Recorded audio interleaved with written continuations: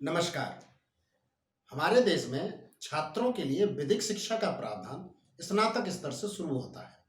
हालांकि इससे पहले विद्यार्थियों को नागरिक शास्त्र के रूप में मूलभूत जानकारी जरूर दी जाती है, लेकिन उसे पर्याप्त कतई नहीं कहा जा सकता।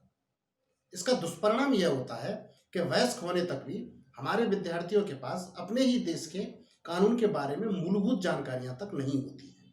जब यही बच्चे एक नागरिक के रूप में कोई कानूनी मदद लेने के लिए किसी पुलिस थाना या अदालत में पहुंचते हैं, तो इन्हें कानूनी प्रक्रिया, अपने संवैधानिक दायरे, कर्तव्यों और यहाँ तक कि खुद के अधिकारों के बारे में भी बहुत कम जानकारी होती है। इसका परिणाम उनके शोषण के रूप में सामने आता है और इसी शोषण से भ्रष्टाचार का पहला आधार भी बनता है। देश में शिक्षा के मॉडल को अगले पायदान पर ले जाने का दावा करने वाली नरेंद्र मोदी सरकार की नई शिक्षा नीति में भी बात नागरिक शास्त्र से आगे नहीं बढ़ पाती है। तो सवाल फिर यह उठता है कि आखिर क्यों प्राथमिक शिक्षा स्तर से ही छात्रों को विस्तृत विधिक जानकारी देने की जरूरत नहीं समझी जाती है, और ये इंतजाम क्यों नहीं किए जाते हैं कि 8वीं कक्षा तक आते आते हमारे विद्यार्थी देश के कानून को, अपने अधिकारों को और कर्तव्यों के बारे में भली भांति समझने लगे। ऐसे ही कई सवालों और देश में मौजूदा वैधानिक शिक्षा के स्वरूप पर बातचीत करने के लिए आज हमारे साथ हैं अधिवक्ता और विधिक मामलों के जानकार अमिताभ निहार। अमिताभ जी, मीडिया भारती .net में आपका स्वागत है। थैंक यू, धन्यवाद। बच्चों के लिए विधिक शिक्षा आप कितना जरूरी मानते हैं? देखिए, जो आज के बच्चे हैं वो 18 साल की एज में वोट देते हैं, वही कल के नागरिक भी होंगे। तो विधिक शिक्षा बच्चों के लिए, इस देश के नागरिकों के लिए, बल्कि किसी भी देश के नागरिकों के लिए बहुत ज़्यादा इम्पोर्टेंट है। हम जिंदगी में, चाहे मीडिया, आज देखिए लॉयर्स का रोल जो मीडिया में है बहुत स्पेशलाइज्ड है। मीडिया ट्रायल की बात हो रही है, आज की भी अगर आप न्यूज़ देखें, अर्नब गोस्वामी की न्यूज़ है जिसपे बहुत सारे लीगल क्वेश्चंस उठेंगे, या यूएस में जो इलेक्शन के रिजल्ट आ रहे हैं उसमें दोनों प्रेसिडेंशियल कैंडिडेट्स जो हैं दोनों कोर्ट्स में जाने की बात कर रहे हैं। हम बिजनेस की बात करें, हम समाज की बात करें, हम अपने अधिकारों की बात करें, हम अपनी रिस्पॉन्सिबिलिटी की बात करें, हम कोर्ट के डिसीजंस का पॉलिटिसाइजेशन देखें, या फिर हम पब्लिक पॉलिसी को लीगल इश्यूज में इन्वॉल्व होते देखें, हम लोगों को, हर किसी को कानून की बेसिक जानकारी, बुनियादी जानकारी होना बहुत बहुत ज़रूरी है।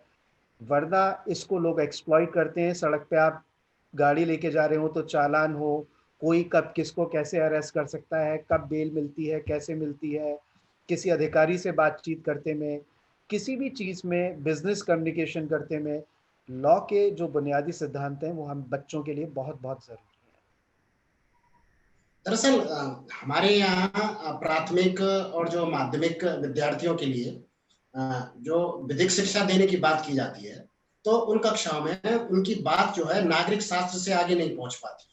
नागरिक शास्त्र में कुछ बेसिक इंफॉर्मेशन उनको जरूर सिखा दी जाती है, बेसिक विधायिका के बारे में, कार्यपालिका के बारे में इतना जरूर बता दिया जाता है, लेकिन इसके ऊपर जो सामान्य जीवन में जिन चीजों की जरूरत पड़ती है, जैसे कहें उदाहरण के लिए थाना कहें, अदालत कहें, जब उनको इन सब चीजों का सामना करना पड़ता है तो वहां वो जानकारी उनके लिए लगभग शून्य है। आपको क्या वजह लगती है कि हमारे देश में ये संविधान जब भी बना और उसके बाद 70 साल बीते, क्यों ये नहीं सोचा गया कि इस चीज को प्राथमिक विद्यालय से और माध्यमिक विद्यालय से आगे बढ़ाकर थोड़ी सी और उनको विस्तृत जानकारी दी जाए ताकि वो एक अच्छे नागरिक बन के निकले?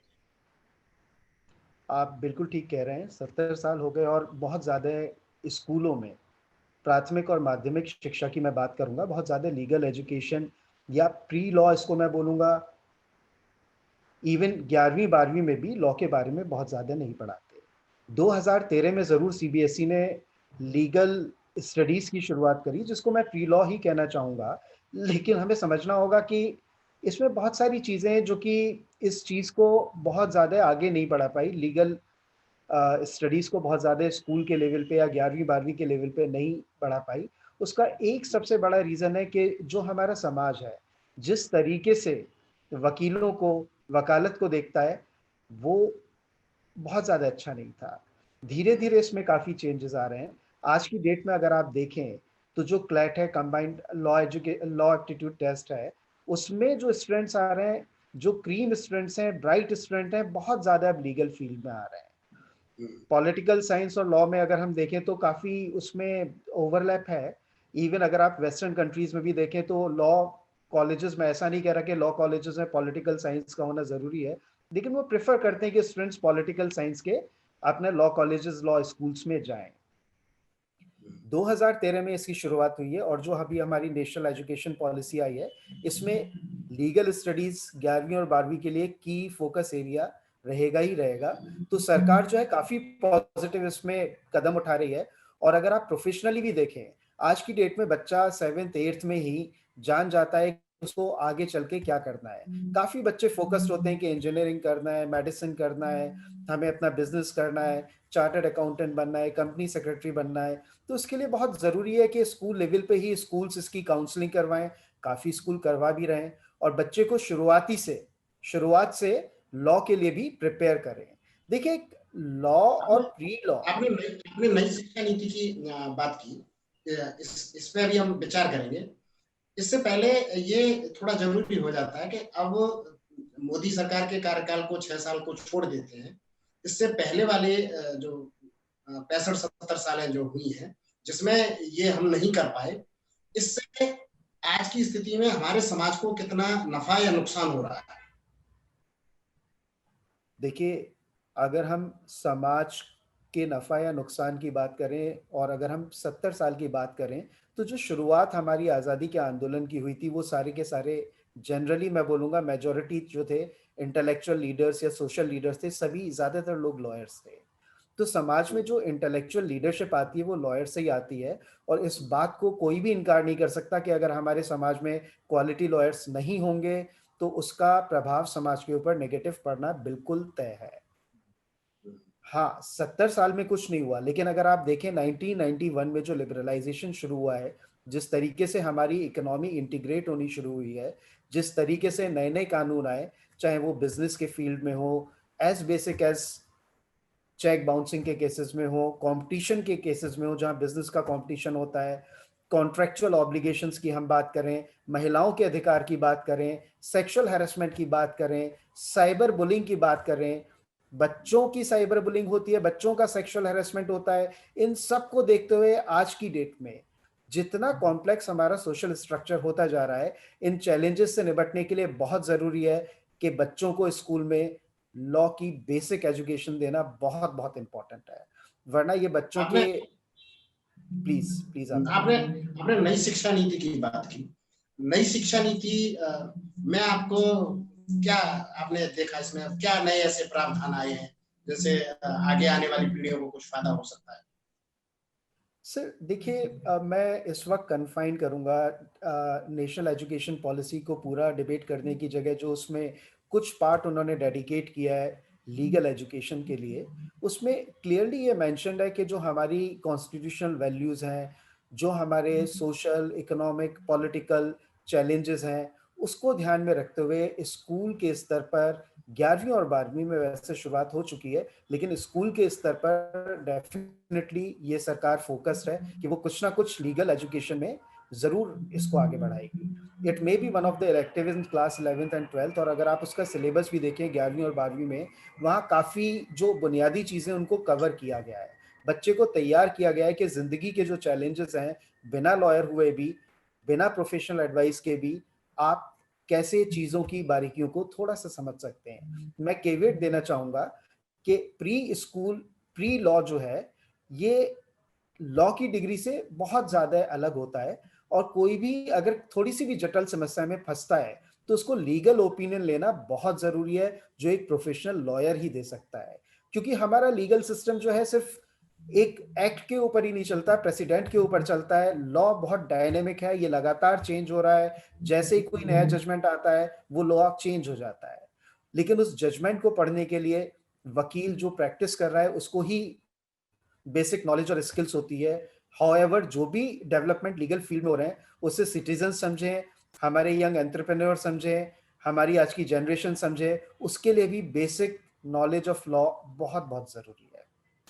बिल्कुल, अमिताभ जी, बिल्कुल सही बात है। एक जब इस तरीके की समस्याएँ आती हैं और उसका सामना करना होता है, तो एक प्रोफ़ेशनल की ज़रूरत पड़ती है।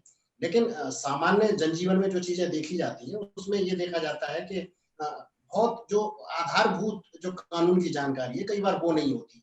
कोई अपराध हुआ है, तो उसकी शिकायत कैसे करनी है, कहाँ करनी है, किस संकाय में करनी है, थाने में जाना है, अदालत में जाना है या किसी और वैधानिक संस्था की मदद लेनी है।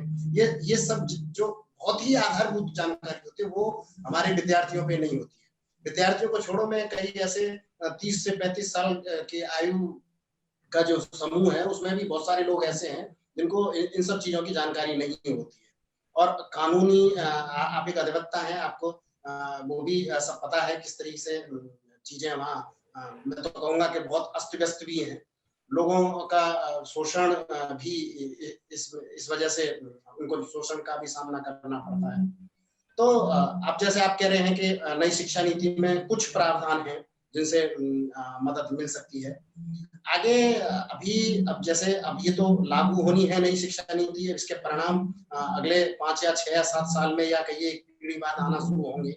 तो अब आपको क्या लगता है कि हम वो लक्ष्य जो मोदी अपनी इस महत्वाकांक्षी योजना के ज़रिए अपने एक कोशिश कर रहे हैं कि वो लक्ष्य जो है प्राप्त करना है। आपको क्या लगता है कि अगले 5-10 साल में या अगली पीढ़ी में वो लक्ष्य हम हासिल कर पाएँगे?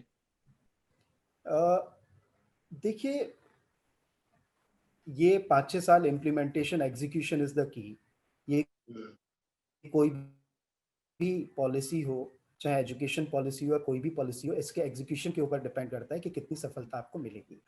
लेकिन अगर if you look at the national education policy को अगर हम बारीकी से तो देखें, तो इस रिफॉर्म की बहुत ज़्यादा ज़रूरत थी। सवाल ये पैदा होता है कि स्कूली स्तर पर बच्चे को कानून की पढ़ाई करवा के स्कूली स्तर पर हम क्या पाएँगे?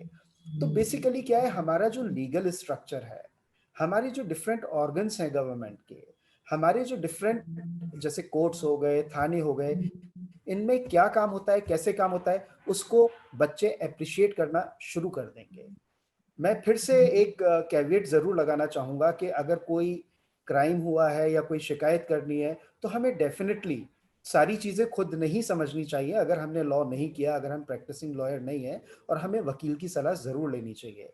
लेकिन लीगल सिस्टम को, लॉयर्स को, जजेस को, उनके जजमेंट को, पुलिस वाले अगर बिहेव करते हैं, अरेस्ट कर सकते हैं, नहीं कर सकते, बेल इमीडिएटली हो सकती है, नहीं हो सकती। इन सब चीज़ों को समझने के लिए और एप्रिशिएट करने के लिए बच्चों को बुनियादी लॉ की शिक्षा देना बहुत ज़रूरी है।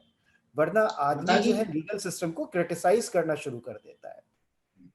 अमिताभ जी, आपने मौजूदा विधिक शिक्षा के माहौल पे और व्यवस्थाओं पे अपनी बात कही और काफ़ी चित्र उससे क्लियर होता है कि मौजूदा कानूनी शिक्षा न मिलने की वजह से हमारी पीढ़ियों को, हमारे बच्चों को या अ, जो उनके अनियमितताओं के जो शिकार होते हैं, उनको कितनी परेशानी झेलनी पड़ती है। आपने इस पूरे व्यवस्था का चित्र खींचा। आपने जो भविष्य में जो मौजूदा नीति को हटा के और जो नई शिक्षा पॉलिसी लाए हैं, उससे क्या असर पड़ेगा, इसके बारे में भी हमारे दर्शकों को विस्तार से बताया। आपने हमारे लिए बहुत कीमती समय निकाला। आपका बहुत-बहुत धन्यवाद। Thank you Dharmendra ji. Thank